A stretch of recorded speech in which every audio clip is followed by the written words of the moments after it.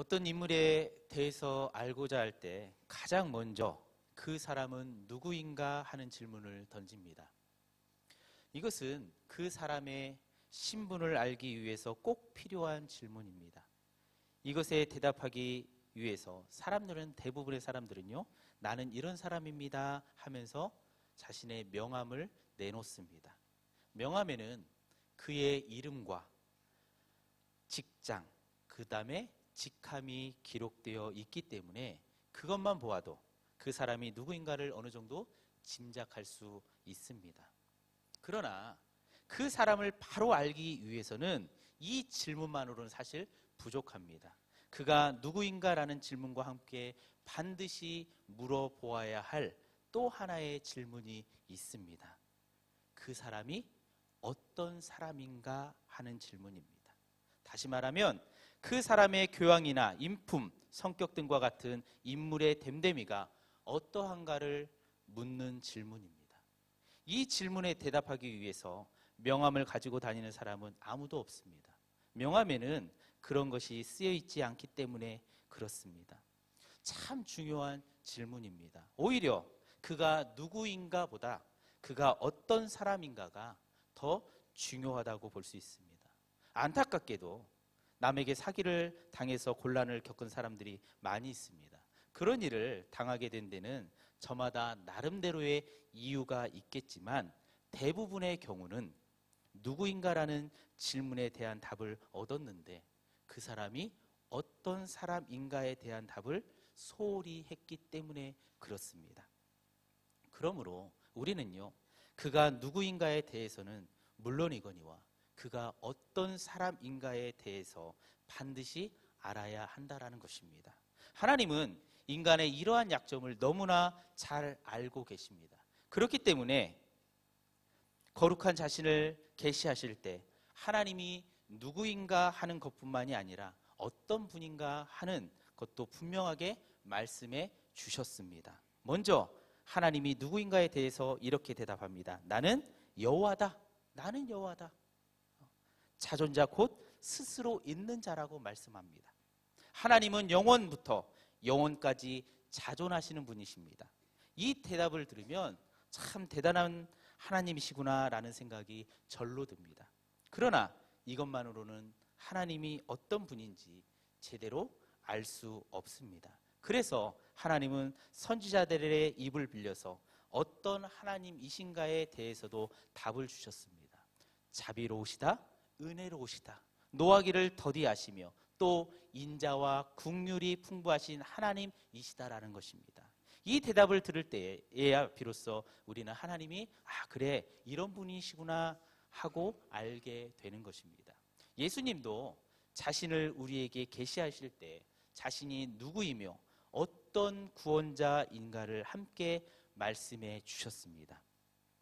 요한복음을 펼쳐보면요, 요한복음 1장 1절에 첫 구절에 예수님은 말씀이다라고 소개를 하고 있습니다. 그리고 빛이니 생명이니 하는 말로 표현되기도 합니다.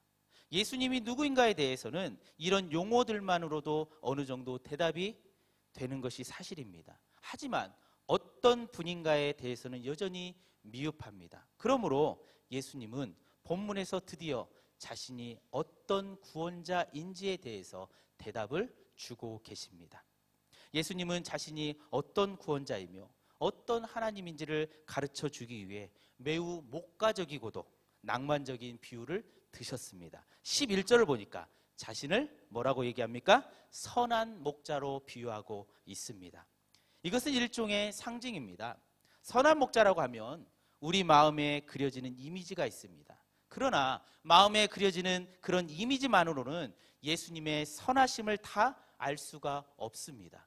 우리가 동원할 수 있는 그 어떤 비유도 예수님의 선하심이 얼마나 광범위하고 차원이 높은지를 다 표현할 수 없는 것이 사실입니다. 그럼에도 불구하고 예수님이 선한 목자라는 상징으로 자신이 어떤 구원자인지를 표현하는 데는 그럴 만한 이유가 있습니다. 선한 목자는요, 당시 목축업을 하면서 살아가던 유대인들에게는 가장 정감 어린 상징으로 통했기 때문입니다. 그러므로 나는 선한 목자다 하시는 주님의 말씀을 머리로만 받아들이지 마십시오. 이것은 마음으로 받아야 합니다. 왜냐하면 그것은 예수님이 누구인가에 대한 지식을 얻게 하기 위해 주시는 말씀이기보다 예수님이 어떤 하나님인지를 가르쳐주기 위해서 사용하는 말씀이기 때문에 그렇습니다. 여기 선한이라는 말은요, 좋은이다라는 말로 번역하는 것이 조금 더 제가 생각할 때 적절하다라고 생각이 듭니다. 왜냐하면 선하다라고 하면 흔히들 악하다는 말에 반대로 생각하기 때문에 그렇습니다. 선하다는 말은 그 성격상 도덕적인 의미를 함축할 수밖에 없습니다. 그러나 우리는 예수님이 자기를 선한 목자로 소개하면서 싹을 받고 남의 양을 치는 삭군 목자와 자신을 비교하고 계신다라는 사실을 주목해 볼 필요가 있습니다. 여러분, 삭군 목자가 악합니까? 그렇지? 저는 생각할 때 그렇지 않다고 생각합니다. 삭군 목자는요, 돈을 보고 일하기 때문에 진정 양떼를 위하는 사람이 아닐 수 있습니다. 그래서 어떤 때는 양을 심하게 몰 수도 있고요, 또 일이나 짐승이 덤벼들면 양보다 자기 생명을 위해서 도망칠 수도 있습니다. 이런 의미에서 삭군 목자는요, 좋지 못한 목자이지 악한 목자라고 할 수는 없다라는 것입니다. 그러나 예수님은 선한 목자, 즉 좋은 목자이십니다. 양들을 위해서 일하는 진실한 목자이기 때문에 그렇습니다. 예수님은 왜 자신을 선한 목자라고 하시고 있을까요? 그 첫 번째 이유는요, 양들을 자기 생명보다 더 사랑하시는 분이기 때문에 그렇습니다. 11절 하반절에 보니까 나는 선한 목자라. 선한 목자는 양들을 위해서 목숨을 버리거니와. 양들을 위해서 목숨을 버린답니다. 너무나 마음에 와닿는 말씀이 아닙니까? 자기 생명보다 양을 더 사랑하신다라는 말씀입니다. 그렇기 때문에 자신을 지금 선한 목자라고 말씀하고 있는 것입니다. 나는 선한 목자라고 말씀하시는 주님의 그 얼굴의 표정을 여러분 한번 상상해 보십시오. 온유하고 사랑과 정이 넘치는 환한 모습이 그 선한 목자의 얼굴로 그려질 것입니다. 목자가 양을 사랑해서 실제로 목숨까지 바치는 사례가 있는지 좀 궁금해가지고요, 네이버한테 한번 조사를 해봤어요. 그런데 일반 사회에서 그런 사례를 찾기가 사실은 쉽지 않더라고요. 그래서 성경에서 한번 찾아봐 봤습니다. 구약 성경에는요, 다윗이라고 하는 왕이 소개가 되고 있습니다. 다윗이라고 하는 10대 소년이요, 자기 아버지의 양떼를 치면서 겪었던 일을 사울 왕에게 이야기하는 내용이 나옵니다. 그는 자기가 어떻게 아버지의 양을 위해서 생명을 걸고 어떻게 목자 생활을 했는지를 상기하면서 이렇게 말합니다. 사무엘상 17장 34절부터 이런 말씀을 하는데요, 주의 종이 아비의 양을 지킬 때에 사자나 곰이 와서 양떼에서 새끼를 움키면 내가 따라가서 그것을 치고 그 입에서 새끼를 건져내었고 그것이 일어나 나를 해하고자 하면 내가 그 수염을 잡고 그것을 쳐 죽였나이다. 자기가 아버지의 양을 지킬 때에 사자나 곰이 힘없는 새끼를 움켜쥐고 도망쳐 가면 목숨을 걸고 쫓아가서 그 새끼를 구해냈다는 이야기입니다. 저는 성경에서 이 이야기를 읽을 때마다요, 다윗이 정말 대단하구나, 용맹한 사람이구나, 역시 싹수부터 틀리구나 라는 생각을 합니다. 여러분, 갑자기 내가 어두운 밤길을 그냥 걸어간다고 생각해 보세요. 그런데 물론 우리나라에는 없습니다. 곰이 확 나타나가지고 여러분 한다고 생각해 보세요. 위협한다고 생각해 보세요. 쉽지 않은 일입니다. 우리는 어두운 캄캄한 저녁에 이렇게 딱 혼자 걸어가고 있는데 고양이 한 마리만 딱 지나가도요, 온몸이 오싹하잖아요. 그런데 다윗은요, 곰이 양 새끼를 물고 가면 쫓아가서 곰과 격투해서 마침내는 새끼를 다시 찾았다라고 이야기를 하고 있는 것입니다. 이것은 자기 생명을 내놓지 않고서는요, 도저히 할 수 없는 일입니다. 자기 생명을 아껴서는 그렇게 하지 못한다라는 것입니다. 자기 생명보다 양을 더 사랑할 때에만 그렇게 할 수 있다라는 것입니다. 우리가 다윗의 말을 액면 그대로 진실한 말로 받아들인다면 다윗이야말로 주님이 말씀하시는 선한 목자의 한 좋은 예가 될 것입니다. 예수님은 자신이 바로 그러한 목자다라고 말씀을 하고 계신 것입니다.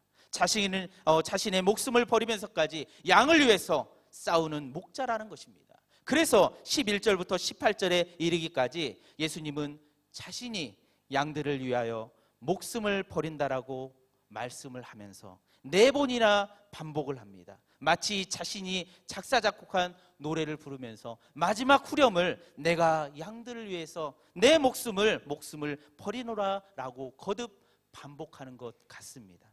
내가 양들을 위해서 목숨을 버리노라는 말 속에는요, 우리를 향하신 그 예수님의 사랑이 진하게 배어 있습니다. 바로 이 사랑 때문에 주님은 자신이 선한 목자라는 것을 거듭 강조하고 있는 것입니다. 그러므로 우리는 이 말씀을 절대로 가볍게 들어서는 안 됩니다.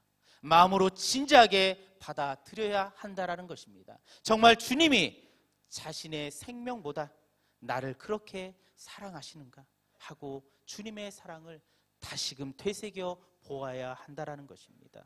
예수님은 죄와 사망의 소나기에서 우리를 구원하기 위해 자기 생명을 바치지 않으면 안 되었습니다. 하나님의 무서운 심판에서 우리를 건지시기 위해 홀로 십자가에서 대신 저주를 받아 주신 것입니다. 우리를 살리시고 하늘에 속한 모든 복을 안겨주시기 위해 자기 생명을 내놓지 않으면 안 되었던 것이 바로 주님이 처한 형편이었습니다. 자기 생명보다 우리를 더 사랑하지 않고는 결코 우리를 구원하는 일을 해낼 수 없었던 것입니다. 그런데 예수님은 사자나 곰과 싸우다가 잘못해서 목숨을 잃게 되는 그런 목자도 아닙니다. 예수님은 강도와 싸우다가 힘이 모자라서 마음에도 없는 죽음을 당하는 그런 목자도 아닙니다. 18절을 보니까 이런 말씀을 합니다. 이를 내게서 빼앗는 자가 있는 것이 아니라 내가 스스로 버리노니 나는 버릴 권세도 있고 다시 얻을 권세도 있으니 이 계명은 내 아버지에게서 받았노라 하시니라. 생명을 버릴 권세도 있고 버리지 않을 권세도 있지만 양들을 위해서, 내가 사랑하는 그 양들을 위해서 스스로 그 목숨을 내놓으셨다라고 말씀하고 있습니다. 이 말씀 속에서 우리는 우리의 가슴을 뭉클하게 하는 주님의 사랑을 느낄 수 있습니다. 예수님의 사랑은요, 가슴에서 우러나오는 사랑이지 의무적인 사랑이 아닙니다. 주님은 그 사랑을 십자가에서만 우리에게 허락한 것이 결코 아닙니다. 지금도 예수님은 여러분을 자기 생명보다 더 사랑하십니다. 그러므로 그는 여러분의 선한 목자가 되시는 것입니다. 그 선한 목자이신 예수님을 여러분의 주인으로, 여러분의 마음의 중심에 모실 수 있는 저와 여러분이 되기를 바랍니다. 예수님이 자신을 선한 목자라고 말씀하시는 두 번째 이유는요, 양들을 너무나 잘 아는 목자이기 때문입니다. 14절을 보니까요, 나는 선한 목자라 내가 내 양을 알고 양도 나를 아는 것이.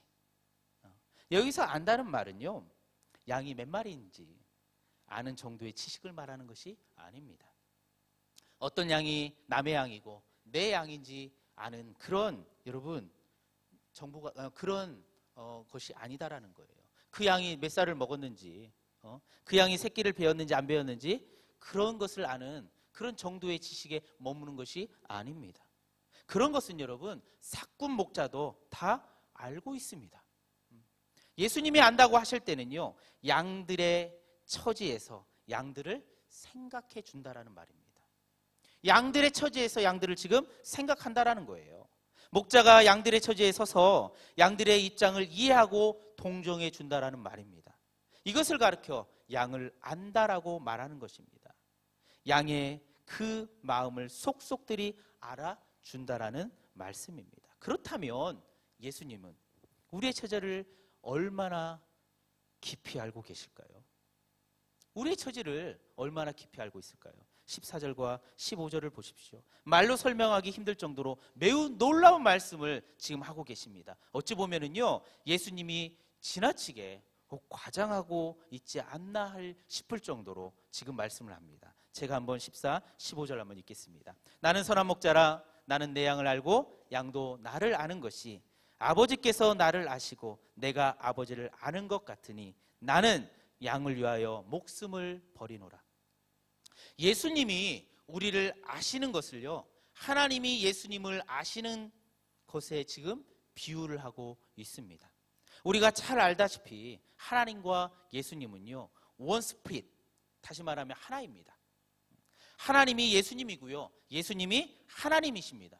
하나님의 모든 생각은 예수님의 생각이고요, 예수님의 모든 생각은 하나님의 생각입니다.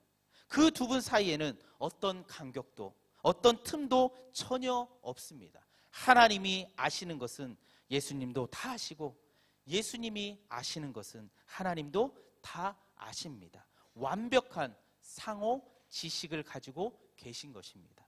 그러므로 이와 같은 지식은 인간의 논리로는 설명이 불가능한 놀라운 것입니다. 예수님은 그러한 상호 지식을 우리에게도 지금 동일하게 적용하고 있다는 것입니다.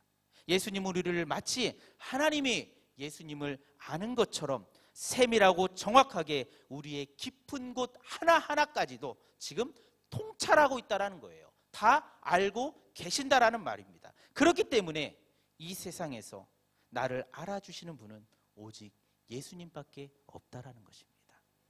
나를 진정으로 이해해 줄 수 있는 분은 예수님밖에 없다라는 것입니다. 참으로 놀라운 은혜가 아닐 수 없습니다. 우리는요, 가끔 나를 알아주는 사람이 없다고 그런 생각에 고독감을 느낄 때가 있습니다. 세상 갈수록 나와 너 사이를 갈라놓고요, 높은 벽을 쌓고 있는 것 같습니다. 알아주고 이해해 줄 만한 어떤 여지도 남겨주지를 않는 것 같습니다. 세상이 숨 쉴 틈 없이 바쁘게 돌아가는 가운데 너와 나 사이의 관계는요, 날로 더 삭막해지고, 그로 말미암아서 스스로 외톨이가 되어서 빈 들판에 홀로 서 있는 것 같은 느낌을 자주 받게 됩니다. 여러분이 동의하든 동의 않든지 간에 이렇게 우리는 참으로 외로운 세상을 살고 있습니다. 그러나 우리에게는 오늘 말씀을 통해서 우리에게 주셨듯이 선한 목자가 되신 예수님이 계십니다. 예수님이 왜 자기를 선한 목자라고 말씀하고 있습니까? 나의 속사정을 너무나 속속들이 잘 알고 계시기 때문입니다. 나의 처지를 이해해 주시기 때문에 그렇습니다. 내가 어디가 약한지, 왜 불안해하는지, 왜 자주 넘어지는지, 왜 저기서 울고 있는지, 왜 기가 죽어서 있는지 주님을 다 알고 계십니다. 나를 사랑하시기 때문에 나를 알아주십니다. 나를 불쌍히 여겨주시기 때문에 나를 알아주시는 것입니다. 내 안에 계시기 때문에 나를 알아주시는 것입니다. 히브리서 2장 18절 말씀대로 자신이 시험을 받아 고난을 당해 보셨기 때문에 나를 알아주시는 것입니다.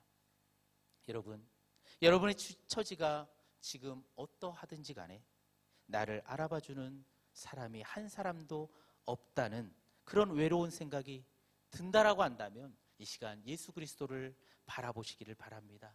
그분은 여러분의 선한 목자이십니다. 나를 알아주시는 분이십니다. 아신다는 말은 도와주겠다라는 약속이나 다름이 없습니다. 어린 자녀가 와가지고요, 무슨 이야기를 하면서 아빠 나 이것 좀 해주세요 하면 대부분의 아빠는 뭐라고 얘기합니까? 알았어 라고 얘기를 하죠. 그러면 그 아들이 와서 또 얘기해요. 아빠 이것도 필요한데 이것도 좀 필요하거든요. 그러니까 이것도 좀 사주세요. 그러면 또 아빠는 어떻습니까? 알았어, 걱정하지 마, 내가 꼭 사줄게. 무슨 뜻입니까? 내가 다 알고 있으니까 분명히 그때가 되면 내가 도와주고 사주겠다라는 거예요. 약속을 하는 겁니다. 걱정하지 말라는 것입니다. 예수님이 나를 아신다는 말씀 역시 마찬가지입니다. 나를 도와주신다고 말씀하십니다. 직장을 잃고 불안해 계십니까? 걱정 말아라. 내가 도와줄 테니까 너 걱정하지 말아라. 결혼을 해야 됩니까? 결혼을 해야 됩니다, 주님. 알았어. 걱정하지 마. 걱정하지 마. 앞으로 내 진로는 이렇게 택했으면 좋겠는데 벌써 주님 시험에 4번이나 낙방했습니다. 그래. 그래도 걱정하지 마. 내가 다 알고 있어. 내가 책임져 줄 거야. 우리 주님이요, 우리의 마음을, 우리의 형편을 다 아신다는 것입니다. 그래서 도와주시겠다는 것입니다. 그러므로 우리가 해야 될 일은요, 절망이 아닙니다. 슬픔이 아닙니다. 그럴 필요가 전혀 없습니다. 빌립보서 4장 6절에 보면 우리가 너무나 잘 아는 말씀을 하고 있잖아요. 아무것도 염려하지 말고 오직 모든 일에 뭐라고요? 기도와 간구로 너희 구할 것을 감사함으로 누구에게 아뢰라고요? 하나님께 아뢰라. 하나님께 아뢰라. 그렇습니다.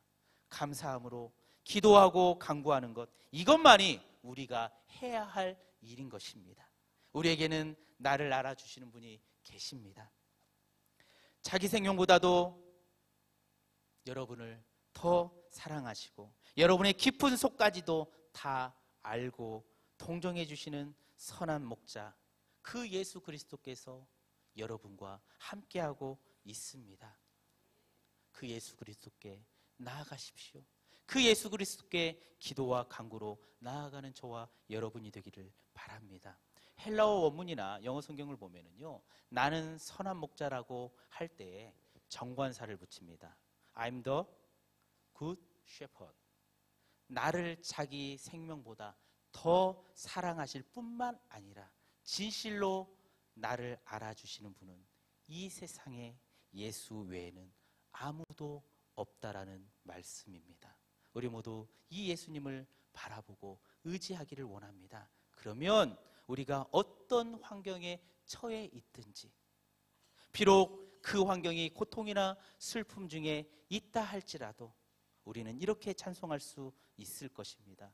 내가 믿고 또 의지함은 내 모든 형편 잘 아는 주님, 늘 돌보아 주실 것을 나는 확실히 아네.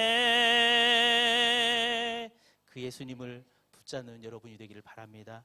그 예수님을 믿고 의지하는 저와 여러분이 되기를 바랍니다. 그러면 우리의 형편과 처지를 다 아는 그 주님께서 여러분의 모든 문제를 해결해 주실 줄로 믿습니다.